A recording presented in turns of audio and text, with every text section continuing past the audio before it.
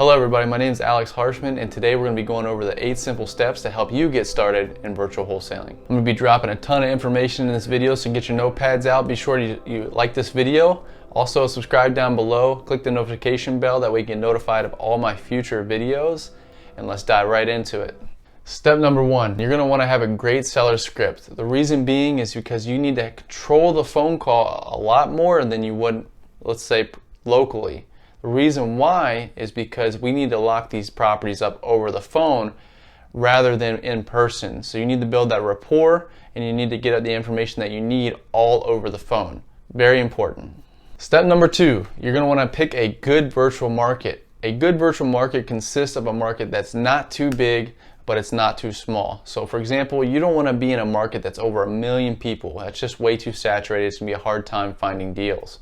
You also don't want to be in a market where there's less than 10,000 people or even 50,000 people, because it's going to be hard to find those deals as well. You want to have plenty of leads to come in and produce those deals. Ideally, the best place to start is in your own backyard. You can still wholesale virtually in your own backyard, but typically we have experience in our own market. We kind of know what properties are worth on certain neighborhoods, and we have a much better idea of where things are laid out than, let's say, several states away where we've never been before.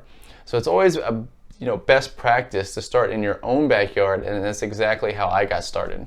Comment down below what market you're in, and you might be able to find somebody in the comments who is in the same market you can bounce ideas off of and collaborate with. I'm in the Western Maryland market, so be sure to comment down below what market you're in. Step number 3, you're going to want to pick a marketing channel or a couple marketing channels. You need to find a way to put yourself in front of the seller. And I actually have a video on this. I break it down from the free way to the paid way in wholesaling advertising, so that way you can pick the one that works best for your business depending on where you're at in your current financial situation.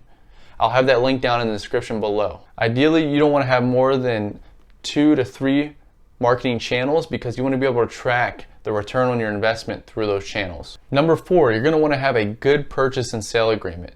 The reason why is because you want to be able to use this purchase and sale agreement in multiple states. And one of the ways you can do that is to have your purchase and sale reviewed by your local title company or even your virtual title company to make sure that they can use that purchase and sale agreement in that state. I actually have a free download to my purchase and sale that I use in the description below, and you all can check that out. Step number 5, speaking of title companies, you actually want to be able to find an investor-friendly title company in your virtual market.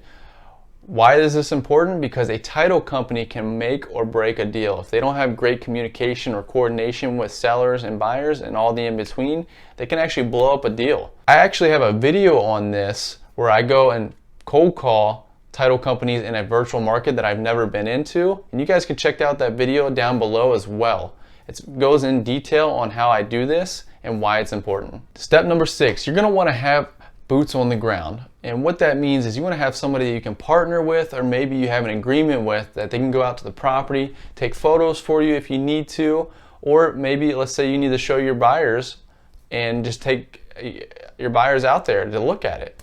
You can't do that. You're several states away, or you're trying to do this all virtual. You want to be able to do this virtually. So what you do is you find somebody who does that for you, or the boots on the ground. One of the best ways that I do this, and it's actually saved me a lot of money, is I use an app called TaskRabbit, and it's basically an Uber for tasks. So you can check that out and see how it works for you. Step number 7. So you're going to want to find cash buyers as soon as possible. The reason being is because cash buyers are going to be the ones buying the wholesale deal off of you. So it's very important to find that, so that way you can have them ready for whenever you have a wholesale deal under contract. Not only that, but you want to be able to filter your cash buyers to make sure they can perform on the deal and close on an appropriate time, typically within that 7 to 30 day time period. I've closed in as little as 7 days, and I've also closed in a longer time than that, but you want to make sure that your buyers can perform.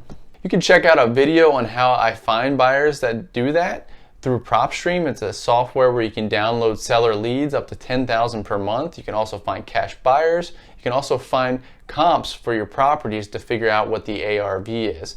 I have a video on that in the description below. I also have an affiliate link where you can check out PropStream, do a 7-day free trial, It is going to charge you after that 7 days at $97 a month, but you'll also have the opportunity to cancel if you don't want to continue.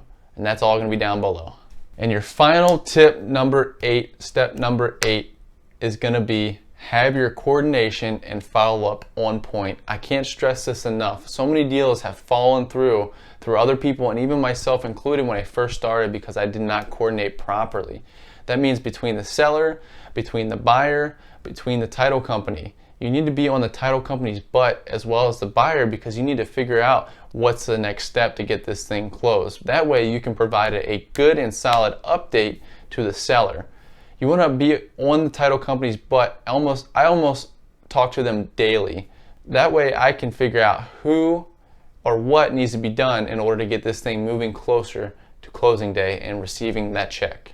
That's it, guys. So that's the 8 simple steps on how to get started in virtually wholesaling. I hope you found value out of this video. If you did, please again like this video, subscribe down below, click that notification bell. That way you get notified of all my future videos. I'm going to be dropping knowledge every single Tuesday.